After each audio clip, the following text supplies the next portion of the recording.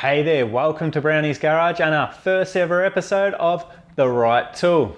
And what better place to kick things off than with free or cheap tools and hacks?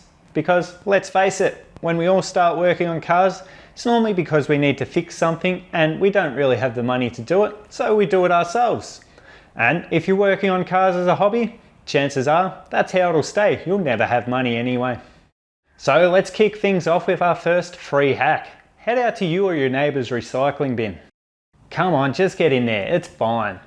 What we're looking for here is generally larger soft drink bottles or juice bottles with smaller lids, but those with larger lids, such as your normal 2-litre juice bottles, can also be handy as well. And if you're thinking this guy drinks far too many sugary drinks, fair point. No, we're not going to be making one of those hose and bottle devices that you find dumped at your local park. And if you think you've seen this trick before, stick around because I think I've got one more thing that you might not have seen on this. So what you're going to do is take your scissors, knife, anything sharp, get your bottle once you've cleaned it out and cut it around somewhere in the middle there, but you can make it any size you like. Cut that and then you'll have something like this. This is a makeshift funnel or coolant bleeding device. So of course you can use this to help fill any of the fluids in your car, including the engine oil. These ones with the larger lid are often quite good for that and will fit where your engine oil cap is quite snugly and help you to fill that without spilling any. Of course, once you've serviced your car, you'll have a drain pan full of oil and this will help you to drain it back into your empty containers because we all do that, right? Well, you should. It's free to dispose of at most tips and most importantly, it will stop Captain Planet coming and kicking down your front door. And as I mentioned, this can also help bleed your coolant. Now, on some cars it is quite difficult to get all the air out of your cooling system. This will help with that. If you're lucky, this will fit quite snugly in your filler neck or where your radiator cap goes, and it can then be used to top it up and draw those air bubbles out to the higher point there. A bit of tape around the lid there will also help with that seal. You may have seen us use this technique on our very broken VE Commodore in that daily driver series we did.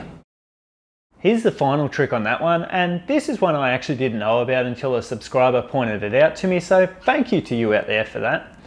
Once I was done bleeding the coolant in that Commodore, I had no way of getting this excess water out, so it was just spilt all over the engine. Not such a big issue as we were using water just to test that cooling system, but if you were using coolant, then it could be quite a mess. That's where this final trick comes in. We've set up our bottles just as a test, but imagine this is your engine and you've got your coolant bleeding tool there. Take a screwdriver and some rags, whatever you've got laying around, and try and stuff those down in to that mouth at the bottle there, nice and tight. Stuff them down in there and then pull that out. You'll lose a tiny bit there, but then, oh, we haven't got a great seal there, but you get the idea. That'll save losing all of that coolant or water until you can just tip it out into your bucket, back into your coolant, whatever you like. So there's the final trick on that one. Pretty good. Next up, we have a few different items, but we use them all for much the same thing, and chances are you already have these laying around. If not, you can easily go and pinch them from your mum.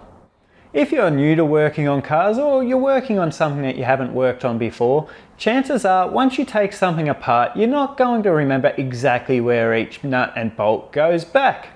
Now, losing one or two here and there is great weight saving, but it's not exactly best practice, and that's where these come in.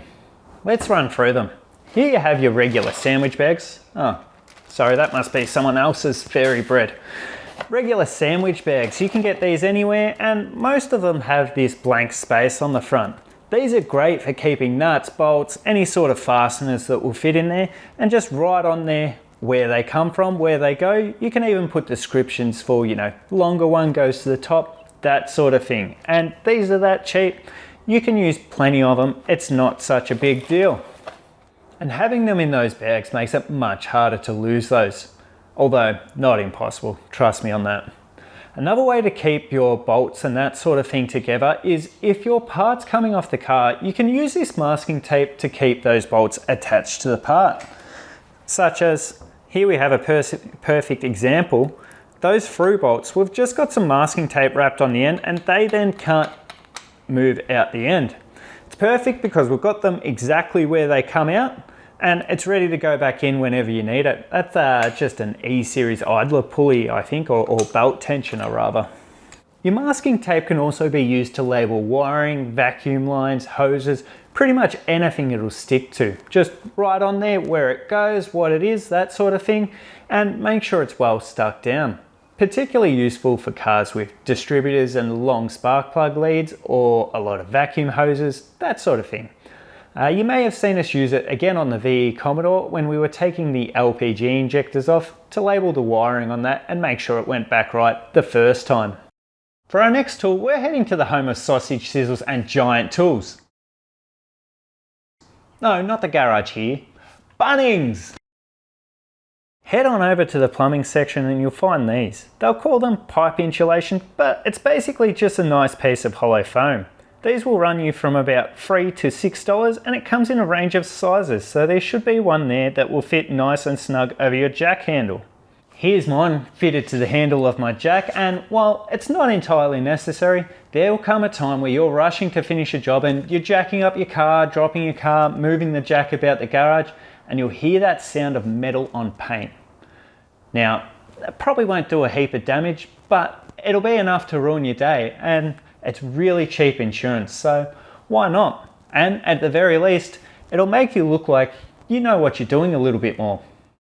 And while you're at Bunnings or the hardware store, you can pick up our last tool. This definitely isn't one you need, but I really like it. Most of our early cars or projects are pretty rough, or you might want to do something cheap and easy to personalise it.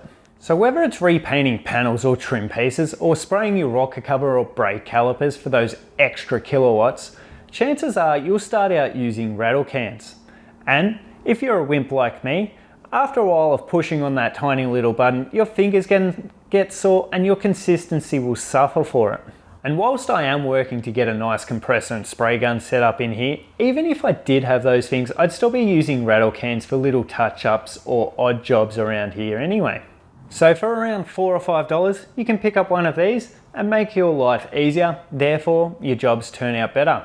This is a trigger grip for aerosol cans, and it simply clips onto most aerosol cans you'll have for spraying and gives you a nice grip there and trigger there. Much easier to use, and it keeps your hand clean. It's away from that paint there as well, so that's a nice little bonus as well.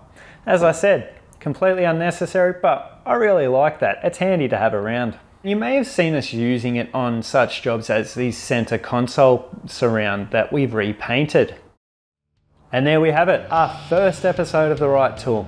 Don't be afraid to get out there and work on your own projects, and if you find any little tools or hacks that you think I might enjoy, let me know. I love hearing about them. Now these will be dropped in here and there as we work on other projects, and I do already have the next one picked out. It's going to be a little bit more expensive than this stuff, but if you want to see something, let me know. I love to hear from people about that sort of stuff. And as always, thanks for watching, guys. I hope you've enjoyed. Cheers.